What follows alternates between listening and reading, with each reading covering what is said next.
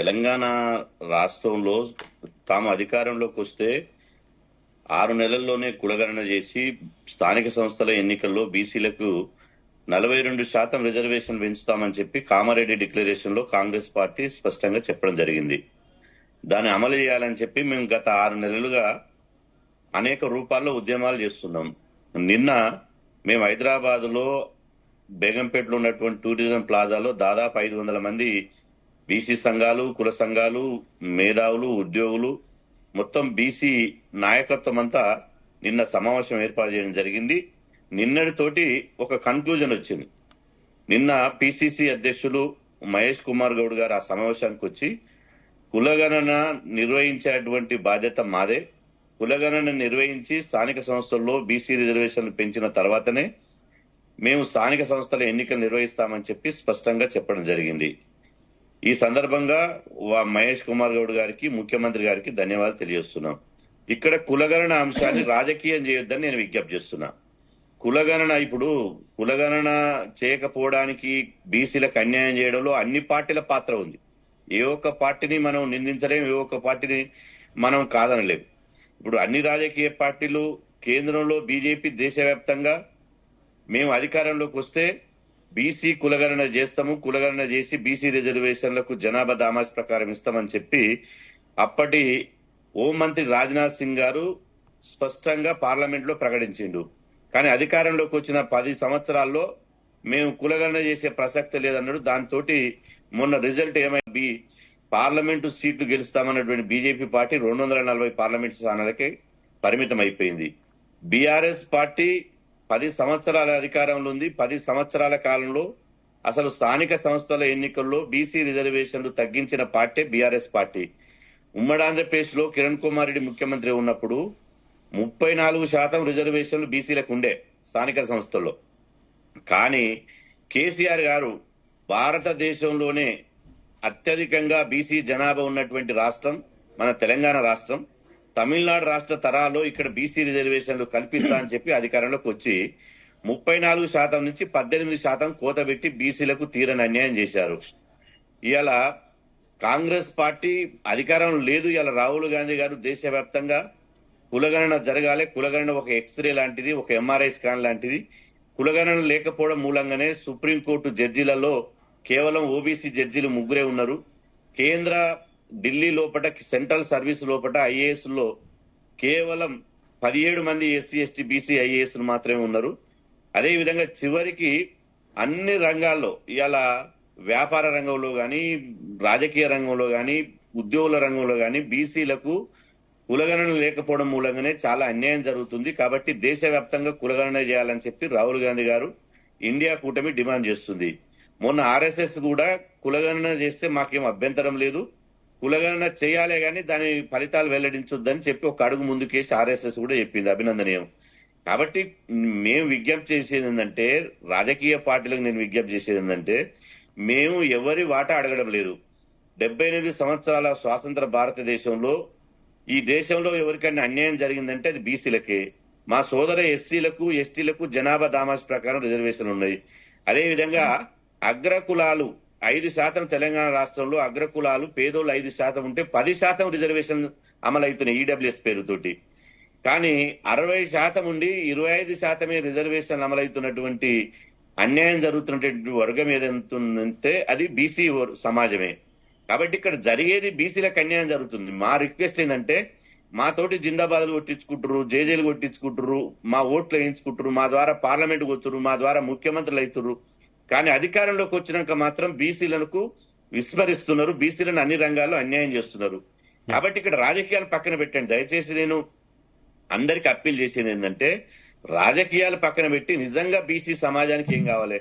ఇక్కడ నేను G news ద్వారా నేను విజ్ఞప్తి చేసేది ఏంటంటే, పార్టీలకు గాని సమాజానికి గాని బీసీల హక్కులు అడగడం అంటే ఇతర వర్గాలకు వ్యతిరేకం కాదు, మేము 100%. రెండోది, ఇప్పుడు గౌరవ ప్రధానమంత్రి నరేంద్ర మోదీ గారు అఖండ భారత్, స్వర్ణ భారత్ అంటుండు, మంచి పిలిపేది. కానీ దేశంలో ఉన్నటువంటి 70 కోట్ల మందిని విద్యా, ఉద్యోగ, ఆర్థిక, రాజకీయ రంగాల్లో అభివృద్ధి చేయకుండా అఖండ భారత్ ఎట్లయితుంది, స్వర్ణ భారత్ ఎట్లయితుంది? ఇక్కడ తెలంగాణలో కేసీఆర్ మొన్నటిదాకా బంగారు తెలంగాణ అన్నాడు. 60% జనాభాను అభివృద్ధి చేయకుండా బంగారు తెలంగాణ ఎట్టయితుంది? కాబట్టి ఈ కులగణన అనేది ఒక సామాజిక అవసరం. కులగణన చేస్తేనే ఇప్పుడు సంచార జాతులు ఉన్నాయి బీసీ కులాలలో, అత్యంత వెనుకబడిన కులాలు ఉన్నాయి. వాళ్ళకు ఇల్లు లేదు, పొల్లు లేదు, చదువు లేదు, సంధ్య లేదు, వాళ్ళకు వాకిలి లేదు, వాళ్ళ పిల్లలు సంచార జీవితం జరుపుతున్నారు. కులగణన చేస్తే స్థానిక సంస్థల రిజర్వేషన్లే కాదు, ఇక్కడ అంశం ఏంటంటే కులగణన చేస్తే ఈ కులాలలో ఎవరు ఆర్థిక వెనుకబాటున్నారు, ఎవరు సామాజికంగా వెనుకబాటున్నారు, ఎవరికి ఏ బడ్జెట్ కేటాయిస్తే, ఏమేమి చేస్తే, ఏ జీవోలు ఇస్తే ఏ విధంగా వాళ్ళు అభివృద్ధి చెందుతారు, ఎదుగుతున్న సమాజంతో తగ్గట్టు వాళ్ళు ఈ సమాజంలో అభివృద్ధి చెందుతారనే ఒక ప్రణాళిక రూపొందించుకున్నట్టు అవకాశం వస్తుంది. కాబట్టి అందుకనే కులగణన చేయాలంటున్నాం తప్ప రాజకీయ కోణంలో కులగణన చేయాలంటలేము. ఇతర కులాలకు, ఇతర వర్గాలకు ఏ విధంగా అయితే జనాభా దామాష ప్రకారం ఇచ్చారో మా జనాభా దామాష ప్రకారం మా వాటా మాకు కావాలంటున్నాం. దానికోసమే మా పోరాటం. చివరికి నేను హైకోర్టులో కేసు చేశాను. అదేవిధంగా కలెక్టరేట్లను ముట్టడించాము, మేధావుల సమావేశం పెట్టాము, నిన్నటి సమావేశం పెట్టాము, అదేవిధంగా ఏఐసిసి ఆఫీస్ కూడా ముట్టడించాము ఢిల్లీలో. కాబట్టి ఇలా చేస్తా అని కాంగ్రెస్ ప్రభుత్వం అంటుంది. పార్లమెంట్ ఎన్నికలు వచ్చినాయి, పార్లమెంట్ ఎన్నికలు వచ్చినాయి కాబట్టి చేస్తామనేటువంటి విశ్వాసం ఉంది. నిన్న మహేష్ కుమార్ గౌడ్ గారు స్పష్టంగా 4 రోజులలో గైడ్లైన్స్ విడుదల చేస్తాం, కులగణన ప్రారంభిస్తాం, వారం 10 రోజులు అన్నాడు. ఇప్పుడు అది మాట్లాడే ముందు ఇంతకుముందు బీజేపీ మిత్రుడు మాట్లాడినట్టు, టిఆర్ఎస్ మిత్రుడు మాట్లాడినట్టు, ఇప్పుడు గతాన్ని తవ్వుకోకుండా గతం చెప్పితే ఏ పార్టీ కూడా బీసీలకు చారిత్రాత్మకంగా న్యాయం చేయలేదు. అన్ని పార్టీలు అన్యాయం చేయడంలో పోటీ పడ్డాయి. మండల్ ఉద్యమం వస్తే కమండల్ ఉద్యమం తీశారు. మండల్ కమిషన్ కాంగ్రెస్ ప్రభుత్వం కేంద్రంలో 10 ఏళ్లు తొక్కిపెట్టింది. ఇప్పుడు 78 సంవత్సరాల స్వాతంత్ర భారతదేశంలో బీసీలకు కేంద్రంలో ఒక ప్రత్యేక మంత్రిత్వ శాఖ పెట్టలేకపోయారు. ఒక బడ్జెట్ లేదు. బీసీలను ఈ దేశంలో అనాథలుగా చూసినట్టు చూస్తున్నారు. కనీసం బీసీల గురించి మాట్లాడే నైతిక హక్కు ఏ పార్టీకి లేదు. ఈ రోజు నేను ఇంతకుముందు భాజపా మిత్రుడు చెప్తున్నాడు, మేము చెప్పలేదని. భారతీయ జనతా పార్టీ, బీజేపీ ప్రభుత్వం సుప్రీంకోర్టుకు అఫిడవిట్ ఇచ్చింది రిటర్న్ గా. మేము కులగణన చెయ్యము, కులగణన చేస్తే దేశ సమగ్రత దెబ్బతింటది, ఇది విదేశీ శక్తుల ఎజెండా, కాబట్టి మేము కులగణన చేయమన్నది. మరి ఎస్సీ కులగణన ఎట్ట చేస్తుంది, ఎస్టీ కులగణన ఎట్ట చేస్తుంది?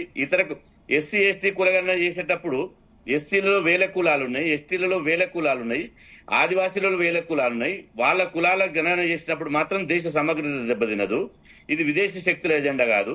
కానీ బీసీ కులగణన చేస్తే మాత్రం ఇది విదేశీ శక్తుల ఎజెండా అవుతుందా? కనీసం భారతీయ జనతా గౌరవ ప్రధానమంత్రి నరేంద్ర మోడీ గారి మీద మాకు అపారమైన గౌరవం ఉంది. కానీ ఇంటి దీపమని ముద్దాడితే మూతి కాలుతుంది.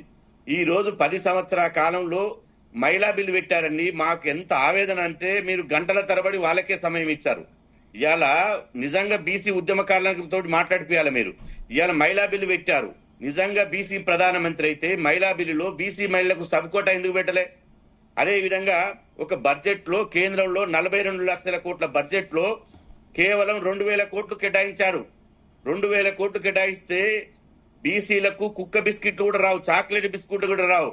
78 సంవత్సరాలు అన్యాయం చేసిందే వీళ్ళు. ఇవాళ చంపి సాయంత్రం వచ్చి పూలదండ ఇచ్చినట్టు మాట్లాడుతున్నారు.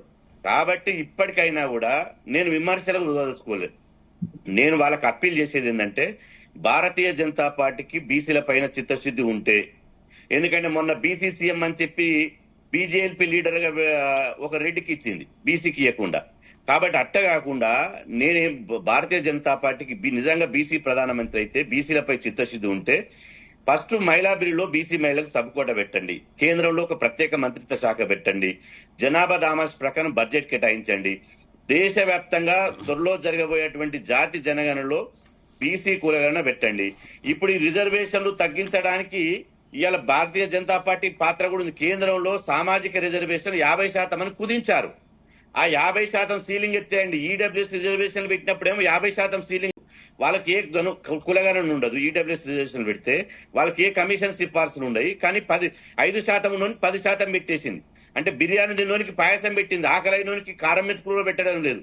కాబట్టి భారతీయ జనతా పార్టీ ఇది చేయాలి. కేంద్రంలో రాహుల్ గాంధీ గారు ఫస్ట్ తమ అధికారం ఉన్నటువంటి రాష్ట్రాల్లో కులగణన చేయాలి, సామాజిక న్యాయం చేయాలి. కాంగ్రెస్ పార్టీ అంటే రెడ్లకు మొత్తం పెద్ద అన్ని రంగాల్లో ఇప్పుడు కనీసం కేసీఆర్ అన్న 4 మంత్రి పదవులు ఇచ్చిండు, 2 మంత్రి పదవులు ఇచ్చిండు కాంగ్రెస్ పార్టీ. మంత్రి పదవుల్లో నామినేటెడ్ పోస్టుల్లో సముచితమైన స్థానం ఇవ్వాలి. ఇక టీఆర్ఎస్ పార్టీ గురించి చెప్పవలసిన అవసరం లేదు. టిఆర్ఎస్ పార్టీ చేసినటువంటి బీసీ వ్యతిరేక చర్యలు ఎవరు చేయలే. 10 ఏళ్ల కాలంలో కేసీఆర్ పాలన మొత్తం బీసీలకు చీకటి యుగం.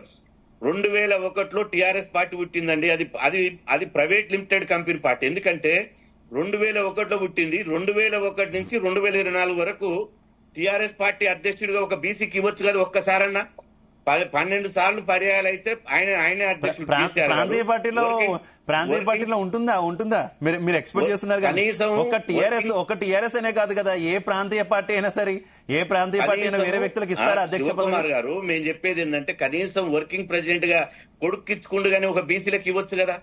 అదే విధంగా దళితులు ముఖ్యమంత్రిని చేస్తున్నాడు. ఇప్పుడు టిఆర్ఎస్ కు చిత్తశుద్ధి ఉంటే కులగారిన పక్కన పెట్టండి, రిజర్వేషన్ మీరే తగ్గించారు. ఫస్ట్ టిఆర్ఎస్ పార్టీ అధ్యక్షునిగా ఒక బీసీకి ఇవ్వండి, లేకపోతే వర్కింగ్ ప్రెసిడెంట్ గా ఇవ్వండి. ఏది ఇవ్వడం చేత కాదు.